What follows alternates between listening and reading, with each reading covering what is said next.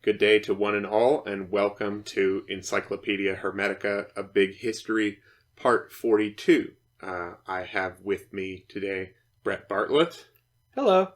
And he will be helping me navigate through the stormy waters that are the First, Second, and Third Punic Wars. Yes, the third one is fairly simple, and I doubt you'll actually get to it today. So much happens between the second and the third. That's true. I'll probably have to just have you on again. You'll find that the third is far easier. It's the Romans fail to keep a promise and they destroy a city. It's not a very complicated event. Right. What makes kind of the whole Punic War saga, I think, really great is that it is kind of like a family feud. Yes. I mean, it develops into one.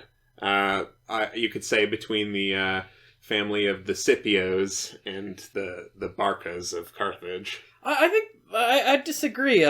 There's no really one family to tie to the First Punic War. No, of course not. The Scipios, the Cornelii Scipiones, they make it huge because of Africanus, not to mention the somewhat meritorious actions of his father and uncle. But by the Third Punic War, Scipio Aemilianus... Right, the one from the Cicero mystical experience. Yes. He didn't instigate the war. He just was that fortunate general who got to be there the year it fell. Cato was very much the one who wanted to see that whole race wiped out. Right. And he never lived to see it. That was his promised land. Yeah, that was his promised land. All right, so probably we should orient ourselves chronologically. I have gone into some detail in previous talks on the Roman dealings in southern Italy, dealing with the Greeks, and that's probably where we need to take off. So, have we dealt with the Pyrrhic Wars? Yes. All right, so the Pyrrhic Wars... I mean, you can recapitulate if you... Oh, no, I'm just going to go over one aspect that in the immediate history of the Pyrrhic War against Rome that is overlooked is after he left Italy, he went in to settle affairs in Sicily. And there was a power vacuum left when he pulled out, and that left a huge opportunity for mercenaries, such as the Mamertines, and gambits at power by the two ruling powers in Sicily at the time, the Carthaginian loosely called an empire. It was almost like the Roman Republic in its constitution at home, in that it had elected officials and a ruling aristocracy. But its grasp on power for its colonies was quite weak. It was a confederation of Phoenician cities. They were trade states. These were Yes. not military nations. They were a series of allied trade states. Right. They depended largely on mercenary forces Yes. for military expeditions. And they tended not to be too land hungry or desirous of annexing land yet. This changes at the end of the First Punic War. But anyway, the Mamertines... Yeah, so let's talk about these guys, because I think that probably triggers the whole sequence of wars. They're an Italic mercenary group. Right? They're the Sons of Mars. Yeah.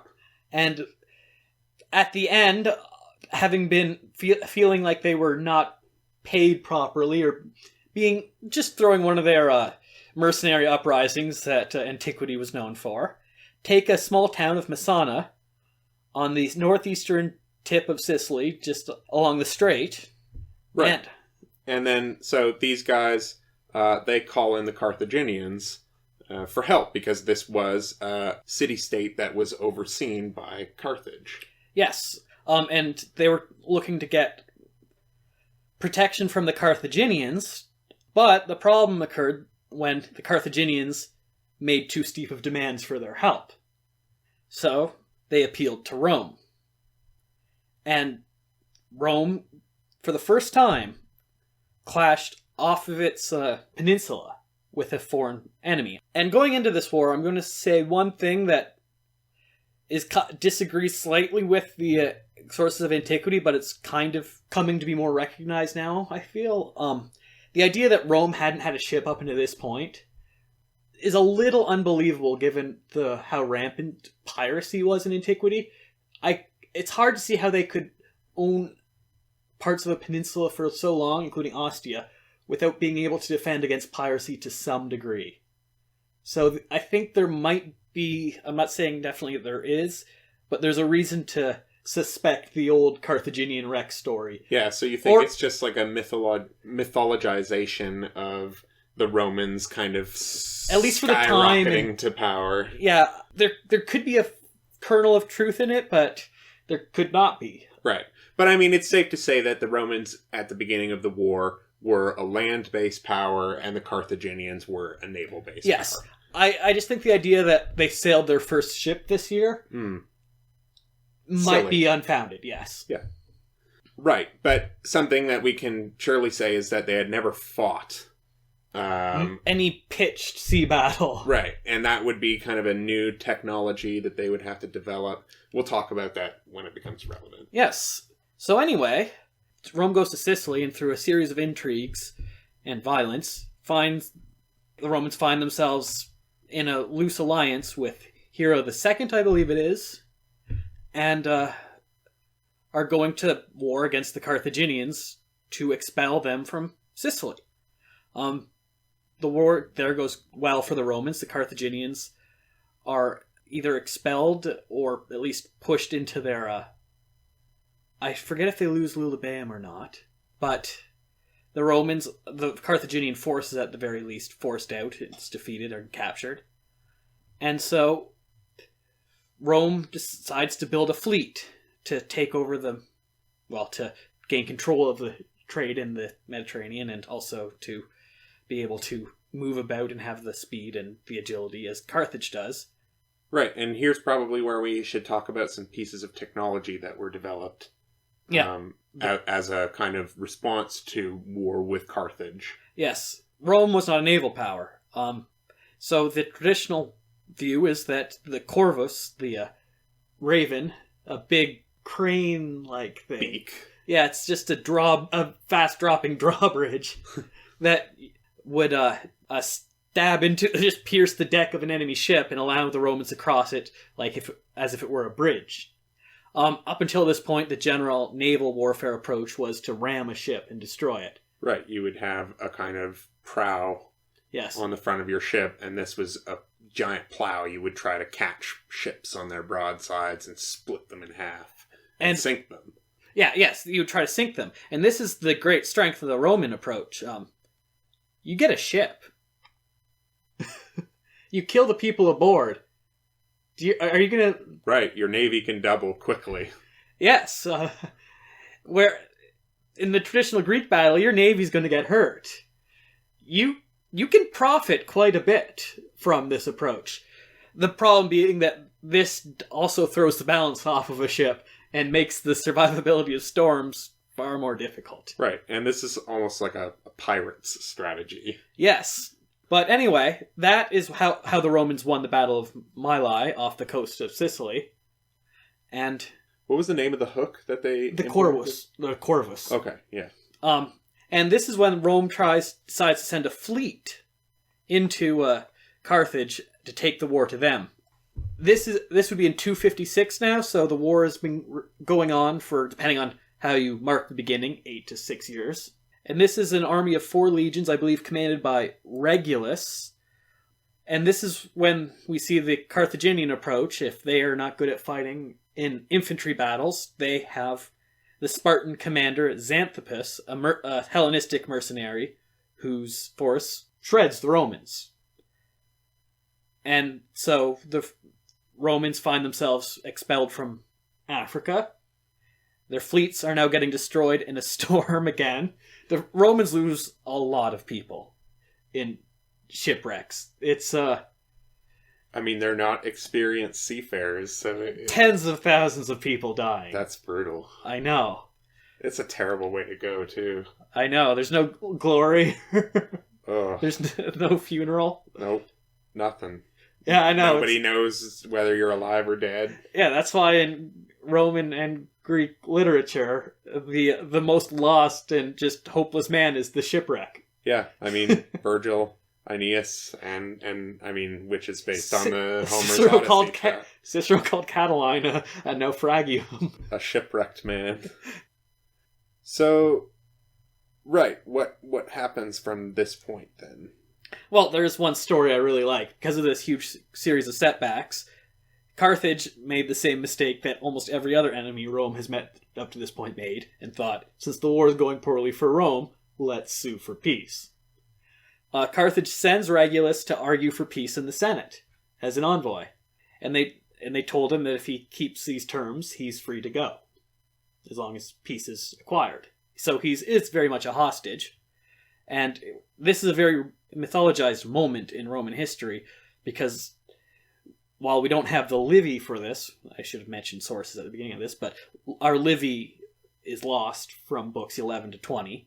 We have various... Diodorus Siculus. Yeah, we have people who used Livy, Florus and Eutropius.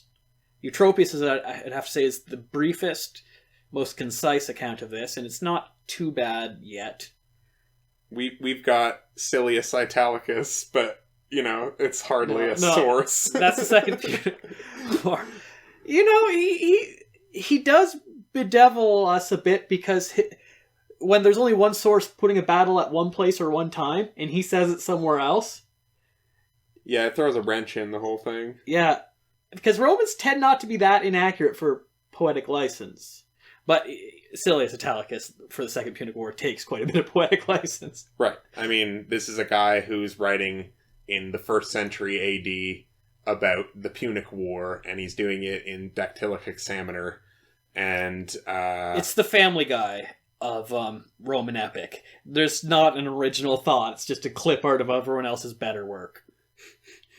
Yeah, that's why they call it Silver Age. Yep. There is merited stuff in the Silver Age. Yeah, absolutely. But the worst part about Silius is how derivative it is. And if you read Lucan and think the battles are absurd. Oh, they're great. You're competing with gladiators, right?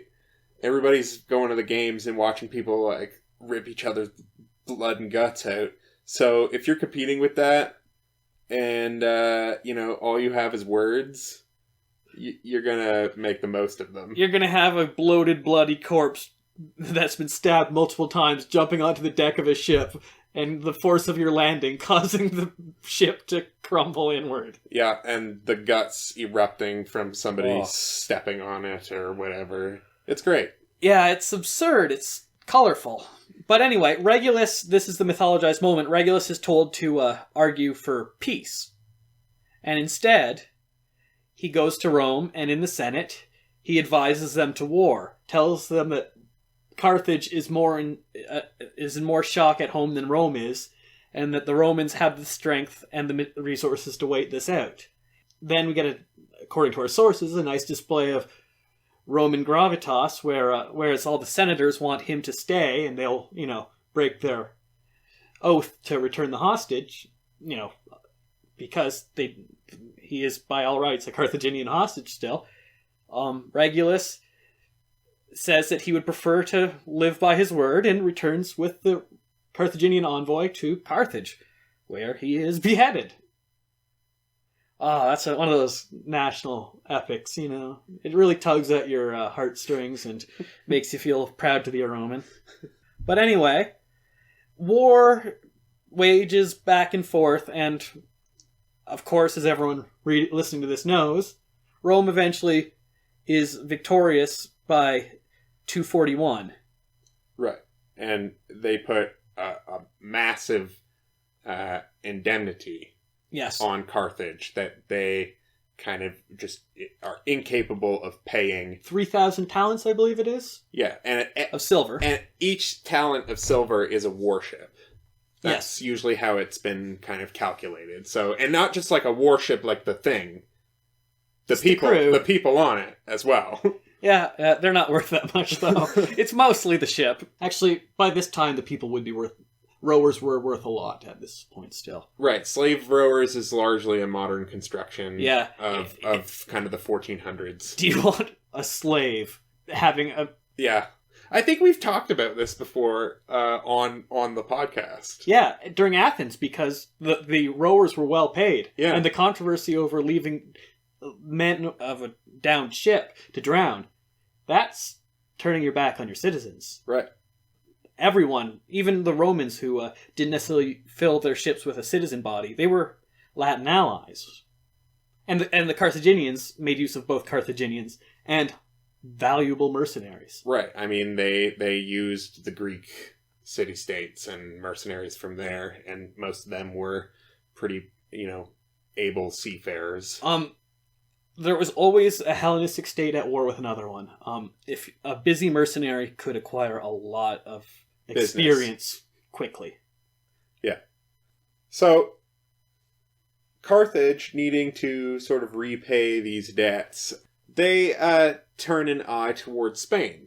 Yeah. And, I mean, Carthage had been mining in Spain for quite some time now. Yes, there were colonies along the coast.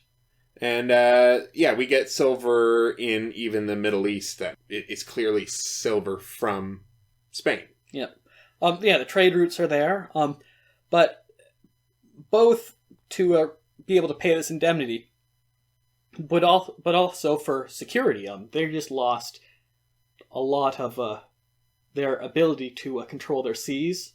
It's not as like they weren't stripped of their ships yet, but Rome has naval superiority at this time, and Carthage has lost a lot of their ports, so they are a little helpless against nearby foes. Right. And now enter Hamilcar.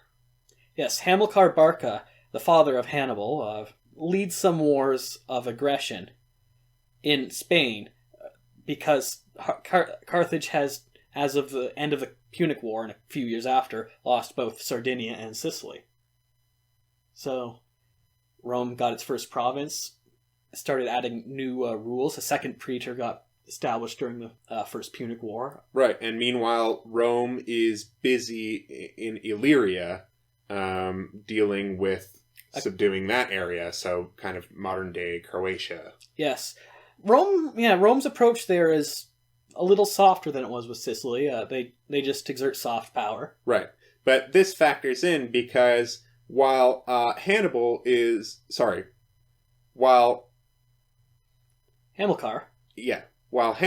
is in Spain, sort of cherry-picking for loot, yes, he starts rattling some hornets' nests that send envoys over to Rome. Yes, and this is when Rome makes a treaty that Carthage is not to come north of the Ebro. Yes.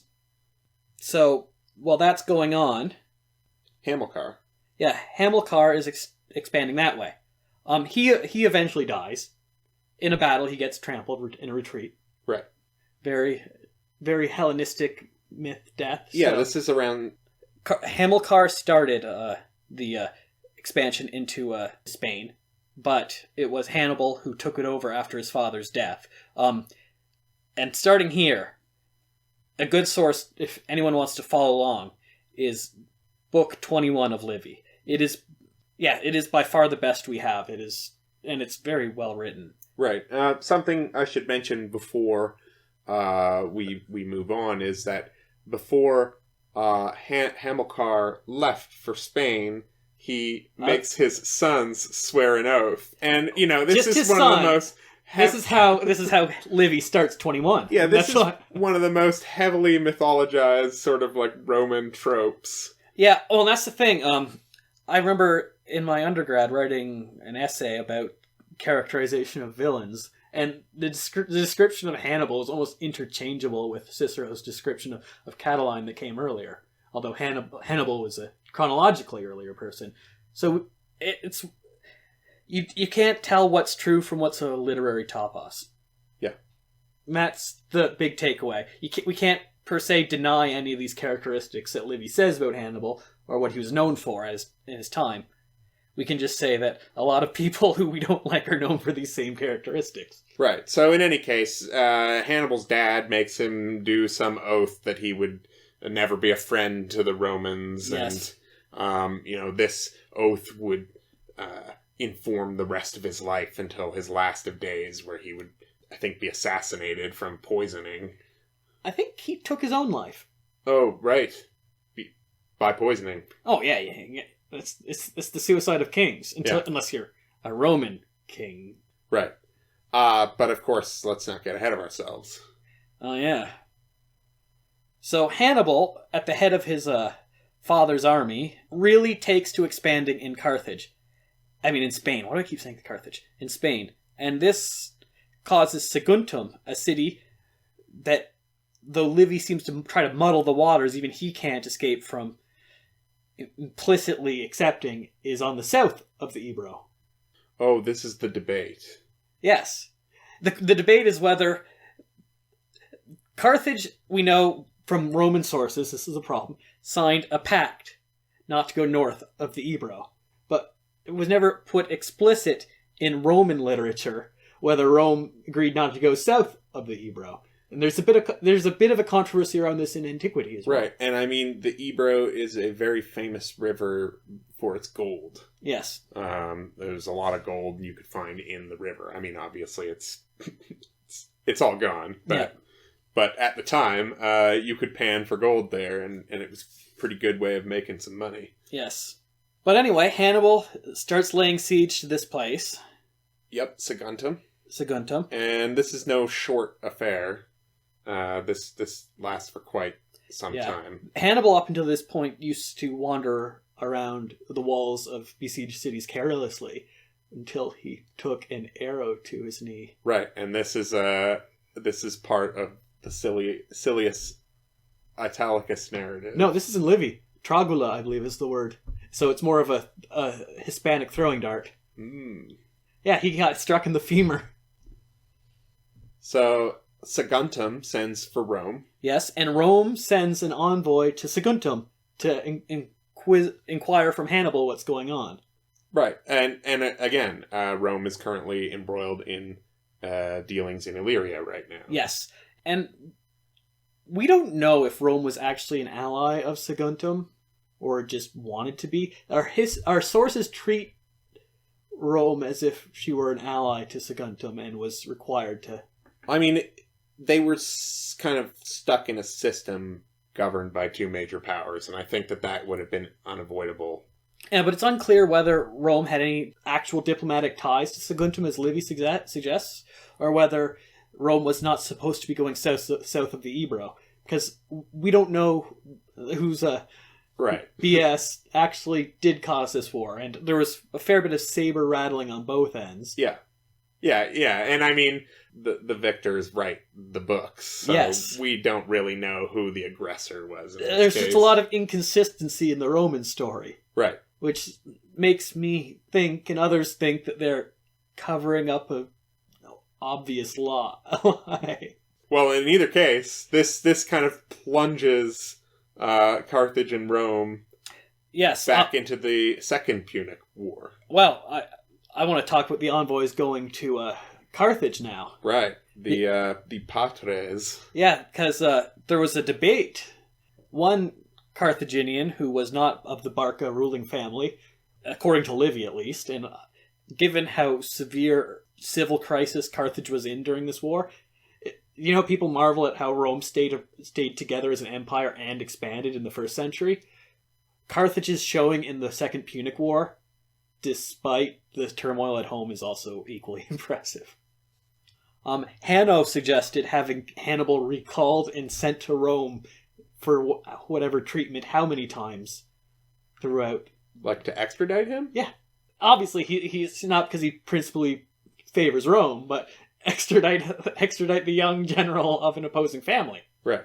It's using the law as a political weapon. It's gangster. Yeah, it's gangsta. But yeah, this is where Hanno prophetically declared doom for Carthage if we follow this man. Yeah. And he was ignored. And that's good tension. Hannibal takes Saguntum, eventually. Yeah, I think it takes 8 months or something like that. And Livy talks about a very perfidious pact and how these people would rather commit suicide than abide by it. But by all accounts, if you've undergone 8 months of siege, to be able to stay alive. Yeah, I mean, this is like the you start eating the leather from your shoes kind of thing. Yeah, and at this point they've clashed at the walls numerous times. Like, once the enemy lost enough men for the rest of the army to be angry, victor's justice is usually carried out without any condition. Right. So that Hannibal gave them any opportunity out that they refused, I think indicates that our sources are covering up for some clemency on Hannibal's part. And clemency, I'm not saying he's a merciful warlord. I'm just talking with that very well contrived Caesarian style. Show mercy, and I have more men to fight with later.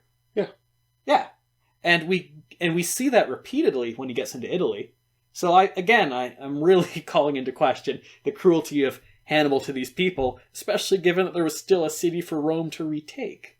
Right, it wasn't just burned to the ground. Yes. So, by the sounds of it, an aristocracy got wiped out. A few ruling families ceased to be. Yeah, it's par for the course. But I doubt, there was too much bloodshed.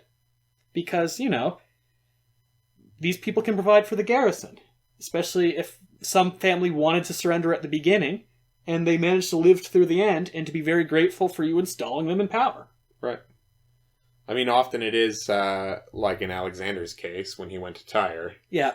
He just was, he was so mad that they made him hold a siege and didn't just give up. I hate to sound like those old historians who talk about the innate character of this person, but Alexander's whole career was marked by irrational mood swings that really dictated his actions, and he can be brilliant and all that. I mean, I compare it to the modern question of, is Trump crazy or cunning, and why not both? Sure, they don't have to be mutually exclusive. Whereas Hannibal shows a coolness throughout his career. He's very tempered, and he seems to be very respected for it, and I just can't see him just angrily slaying these people because of the resistance. But then again, he did get an arrow in the knee. Right. Okay, so what happens after this, then? Rome declares war after it falls. The faction that was advocating war, so this is about 222, in Italy, this entire time, now says, see, we should have gone to war earlier. We shouldn't have sent these envoys to delay us. And so Rome prepares for war. And at this time, Rome, while concerned, wasn't too concerned with Hannibal, because Rome had complete domination of the Western Mediterranean. As far as anything naval goes, there couldn't be a major troop movement without seriously jeopardizing Carthaginian forces. Right, and once you control from Sicily to Tunisia, that little pass there, you've pretty much got the whole sea locked down. They can't bring in too many Hellenistic Eastern ships. And they had the Carthaginians quarantined to land for the most part of that war. You know how World War I and World War II take place so close together but are so different in nature? That's what's going on here. That this is a whole new war again to the Romans. The technology may not have changed too much, but... So Hannibal had to not take a ship to attack Italy, because he knew that if he was to do anything to Italy, he must take the war to them. So he crossed through Hispania into Gaul, that is, over the Pyrenees and from Spain to modern-day France, followed along the southern coast until he got to Massilia. Yep. And this is where the Romans thought that he'd have to get to Italy via ship. That he could not possibly cross the Alps with, 60 elephants still? Right, and, I mean, let's be fair, he couldn't. Not with all of them. No. He had about 20 left. Yeah. He lost a huge amount of men crossing over the Alps in late fall for 8 weeks. Yep. And Gallic tribes the whole time who were more accustomed to the area were... The sources make it sound like pitched battles at all times, but it's just guerrilla warfare. They're just trying to... The stragglers, the people who were far from the help... They were picking off and stripping them of their gear. But Hannibal cunningly made use of a lot of Celtic mercenaries himself, so that helped him get through this. But of the about 40,000 men he brought through the Alps over these 8 weeks, he had about 24,000 left. Yeah. Roman's citizen base at this time took a bit of a hit from the First Punic War, but they have about 250,000 citizens. That is, males able to bear arms. And old men. That's the only thing. But there's no women and children in that number. Yeah, and this will become increasingly important. So the force is, while scary to have in your newly conquered near Gaul, Gallia Cisalpina just got added to Rome's administration, it didn't look as deadly as it was going to be. So I believe it's Publius Cornelius Scipio, the father of Scipio Africanus, meets Hannibal at the Battle of Trebia and Lake Ticinia, but that's a minor skirmish that doesn't count. And the Romans get absolutely demolished. Rome lost an army in 218. 218 at Trebia. Another army when So what happens at the Battle of Trebia? Well, this is the battle in Silius where Scipio saves his father.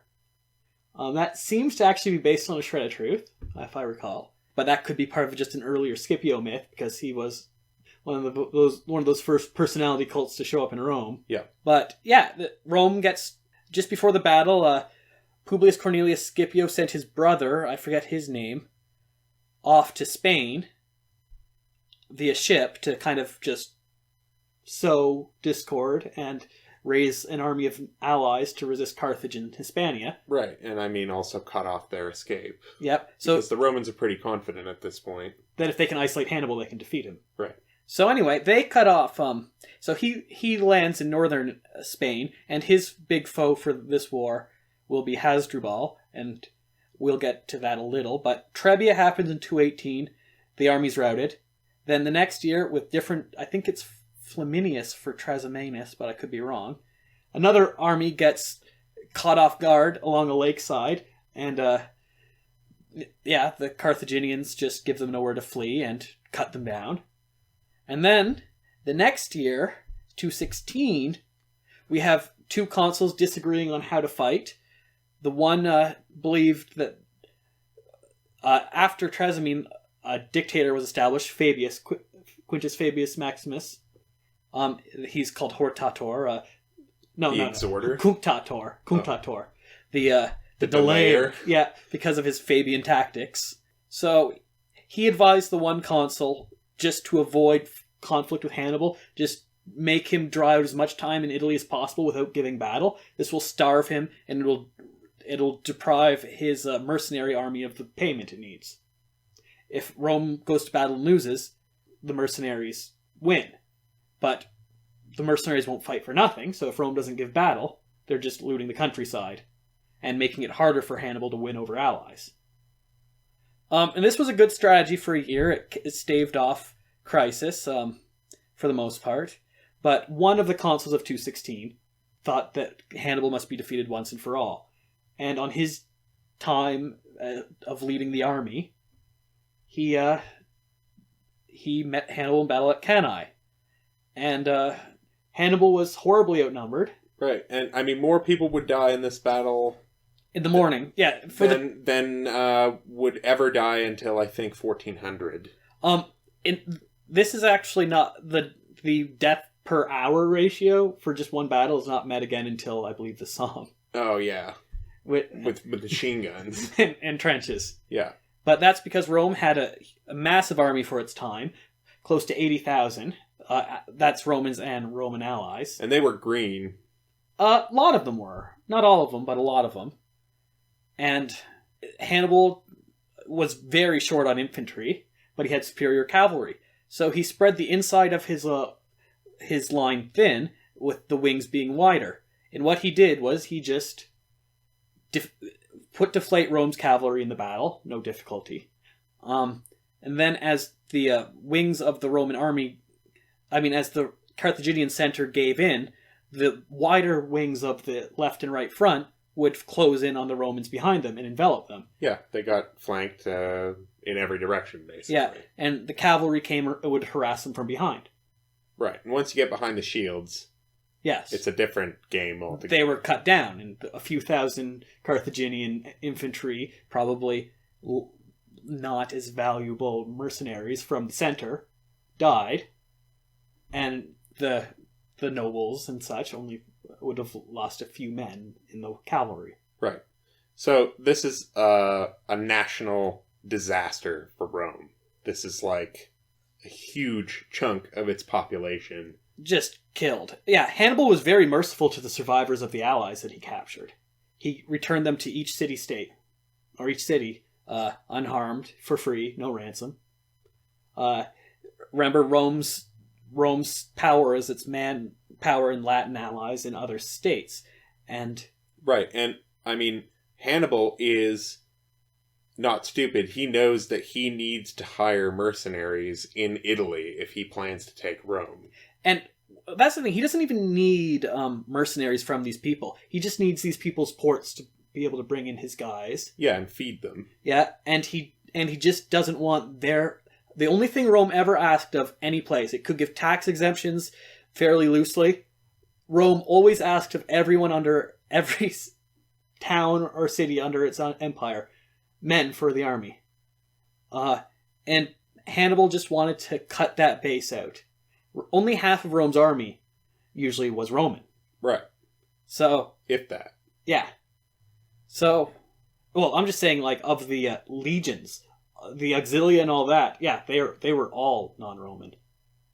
Not all, but the cavalry, yeah. So, when you work in all the auxilia and cavalry, yeah, less than half of Rome's army around this point was starting to be Roman. So, yeah, Hannibal's plan was to cut off Rome's base. And it worked for a good degree. Rome lost some Oscan cities, Campania, some Greek cities, such as Tarentum, and most of the Gallia Cisalpina. But the Latins, and for the most part the Etruscans, I believe, stayed loyal. But because of Rome's inability to field an army for a while, Hannibal was able to slip into southern Italy and wreck up the place among the more loyal. That's how he came to occupy Tarentum in 213. He didn't take Capua. Capua defected after Cannae, but by 212, it falls back to Rome. And that's, 212 is the successful siege of Capua, I'd say, was the beginning of the end for Hannibal's ability to take Italy. There's the Hannibal... Rome wasn't taken in 212, it sieges. In 211, Hannibal marches on Rome, and this is Hannibal at the gates. And this is the thing about Hannibal at the gates is such a bad phrase, because Hannibal marching to Rome, if it actually did happen, would have only been a ploy to draw armies from the siege. He would never have had the resources to take Rome. It was just a gambit, a bluff, to try to distract the Roman army besieging Capua, and it failed. So Hannibal at the gates is a fairly meaningless idea for me. It's a bluff being called. It's a boogeyman. Yeah, precisely. But yeah, by this time Rome is making inroads in also Sicily, where Syracuse has rebelled from Rome in control, and so but by 215, I'd say is the nadir of the time of Rome in Italy. And by 212, things start picking up there, while falling apart in Hispania with the death of the Cornelii. There's a wonderful passage from Book 25 that I love, but I won't get into it. But yeah, there's a lot of back and forth in Hispania at the same time. But for the most part, by 212, Rome's taken over Italy, is able to project power into Macedonia. Well, only a small force to rouse up the Aetolians, but it works. And also maintain control of the Mediterranean and field two powerful armies in Spain. Right. The Romans just like slingshot from their lowest point to basically world control. Well, that's the thing. Their lowest point was only a loss of their whole base in Italy. But they still had all these powerful resources out there, and Rome's diplomacy. Rome was a master of diplomacy. up until the time of the Republic unraveling. But Rome was a wonderful ally to have. And if you were going to be a lesser power in the shadow of any city in antiquity, Rome's not the worst, for now at least. Right. At least until their governors start. Yes, but at this pillaging and extorting. But at this point, the clemency and the openness of the Romans to their neighbors is not paralleled everywhere in antiquity. And yeah, the manpower requirement for the stability of the Roman Republic at this point was still a small price to pay for most of these places. So how did the Romans get Hannibal out of Italy? Eventually, Scipio, who becomes Africanus, gets sent to Hispania to replace his dead uncle and dead father, reorganize the remnants of the army with supplement, and through some masterful generaling and campaigning there, he takes all of Hispania, and also around this time starts working with tactics, playing with them to withstand elephant charges, and also this is where he introduces cohorts. Or that's the tradition I learned. But anyway, after taking Hispania, Scipio returns to Rome and argues the only way to draw out Hannibal is to pose a serious threat to the heart of Africa. So this will be the first time since Regulus that Romans go to Africa. Right. It's sort of like a tell your army to get back to your base kind of thing. Yes, and Hannibal gets recalled. And it's a very tragic portrayal in Livy. I really like Livy, if anyone can't tell. The problem is, it's so hard to separate fiction from... Right. And usually when you get the emotional responses of someone that he never met or would have been even recorded for Romans, it's quality literature. It's quality literature. It's almost hyper real in a way. Yes, it's so real I can feel it. But so Scipio, against the wishes of the older men in Rome, wants to be made a consul young, and he was made a consul young and given the army of Hispania. So that's already happened. At 25, he became a consul when he was sent out to Hispania. Yeah, which is insane. If you remember from the last talk, it was 40 and 42 was the year you would become But a I consul. did cite him and Pompey as the two examples of people who are exceptions, and they're not the only ones. But anyway, he convinces the Senate to decree that he should be sent out with Imperium and his army to take Carthage, rather than face Hannibal in Italy. Okay, so what happens? A series of devastating battles, including Zama, where just pretty much within sight of the city. So a war with mercenaries? Carthaginian citizens, some Eastern mercenaries, and Hannibal at the head meets Scipio in battle after Hannibal gets recalled. And the numbers were about even. Hannibal's cavalry was a little weaker than usual because he didn't have his Numidians, because of some wonderful diplomacy in Hispania. Scipio seduced the Numidian general away from him, Massinissa. So that was just some brilliant statesmanship where he was allied with Syphax, I forget his name. Syphax? I think so. The Numidian enemy of Massinissa, but somehow allegiance is split. Two very practical men who can see a profit to be made. And so Hannibal sends out the elephant charge at the beginning of Zama, and Scipio shows off his cohort maneuver. The cohorts move in such a way as to create large columns for the elephants to run through. And elephants will not run at guys in armor if they have columns open to them. So the elephants charge through and just run off. And that was the elephant charge put down. Yep. Just let them through. Just let them through. A lot of organization has to go into that. Yes. And, it's anyone who tries to organize a marching band can tell you that such a thing with 20 or 40,000 men is impressive, no matter how simple the answer is. Yeah. But pretty challenging. And the way that this battle is often depicted is almost like the elephant battle is described, a Hellenistic story, but whereas there's some tension about who might win in that battle, Scipio's cavalry is superior, Scipio's infantry is superior, the Carthaginians are crushed. This is the first time that Hannibal's been bested in cavalry. He's lost a couple battles. What goes around comes around. Yeah. And it goes around again. But anyway, Carthage sues for peace after the Battle of Zama. And Rome didn't ask for Hannibal this time. That would be a later machination of theirs. But some of the things, the indemnity of before 3,000 gets an additional 10,000. So whatever wasn't paid plus 10,000. Right. And Carthage can't have war elephants or navy. More than 10 ships. There's a really sad, tragic description, Livy, of the Carthaginians watching their navy float out to sea to be burnt. So they're totally crippled. I mean, that is their chief asset. That was their whole kind of the foundation of their power. And they really didn't use them that much, that war. It was very much because the outcome would be so clear, just held in reserve. I mean, they would have been used for various purposes still, but... Anyway, that would have been 202, so... Between 218 and 202, 16 years,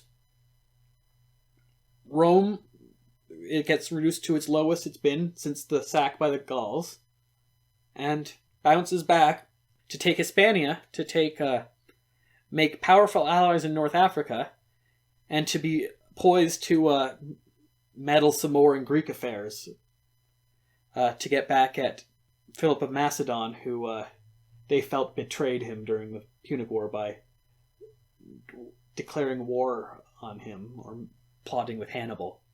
It's unclear what actually happened, but there is a very good reason to believe he slighted Rome in a significant enough way that justified Rome defensively expanding. At this point, I still think there's a bit of a legitimacy to that one. They were very, very strict sticklers with their diplomacy, and I could see them being drawn, like freedom for the Greeks.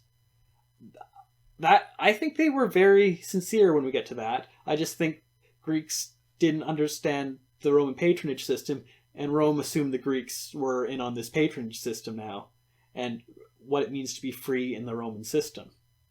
And that's just poorly defined terms and disagreements. Yeah, freedom, I mean, comes with its own set of responsibilities, especially in the Roman system. Yes. All right, well, we won't talk about the third war then. What we'll do instead is maybe just have a couple moments to discuss how the First and Second Punic War affected Roman society. It was a huge change-up of the ruling aristocracy, and a great time to make a career for a nobody. So old patrician families rose to ascendancy again, or fell completely. There was a lot of innovation as far as custom goes, breaking traditions such as age limits. There's no reason to have an age limit when your citizen body is suffering so much. So the consul rule was thrown to the wayside. Rome had to expand its citizen body as well. It started adding more Latin towns to the Roman citizenship. Right. Because the pressures of population. Right, and I mean acquisition of a navy. Yes. Puts Rome on the map as a major economic trading power. Yes, Rome did have now diplomatic relations with the Ptolemies by this point, which was the earliest Hellenistic state to reach out for that. Right, and that would be the beginning of the end for the Ptolemies. Oh, yes. Letting Rome into the affairs to mediate. Oh, they didn't do that. The relationship was still equal. Right. By 150, it wasn't. I don't know if Rome actually did ever see itself as equal, come to think of it. As equal as a treaty with Rome can get. They weren't good for reciprocal thinking. Okay. So, and then what about Carthaginian culture? What can we say about the impact of these wars? I mean... Oh, they antagonized a horrible civic situation at home. There was really intense infighting going on in Carthage at this time about who to blame for the failures of before, who should have power, and there were some really serious attacks on the Barca hegemony.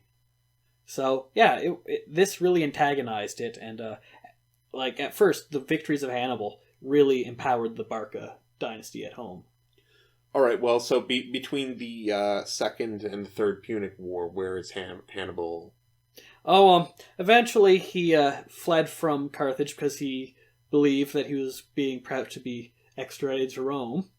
And he would float around various Hellenistic courts, advising or playing the role of a general. Right. And quite competently. Yeah, he would serve as a general for mercenary armies. And yes, and his reputation was amazing. Basically, anybody that was not Rome's ally, yeah, he helped, would serve. Yeah, he helped and advised Antiochus III when he was making war with Rome in the 190s.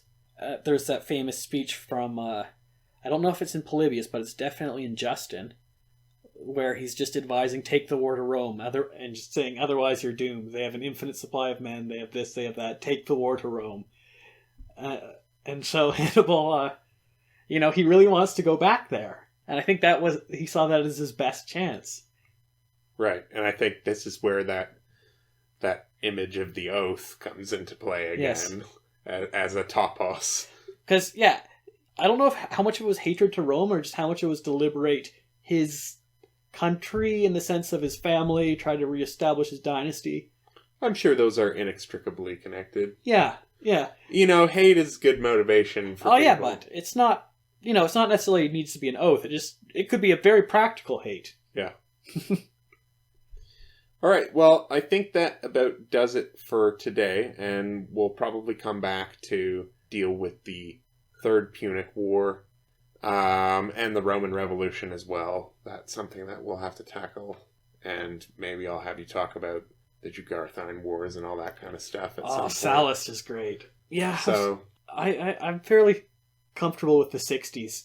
Yeah, no, I know, and I know you are, and that's why I'm like, well, I could do it by myself, or we can just do it, and that's a lot easier, I think, for me. So, that's all for today. You've been listening to Encyclopedia Hermetica, A Big History. I'm Dan Atrell. And I'm Brett Bartlett. Thanks for listening.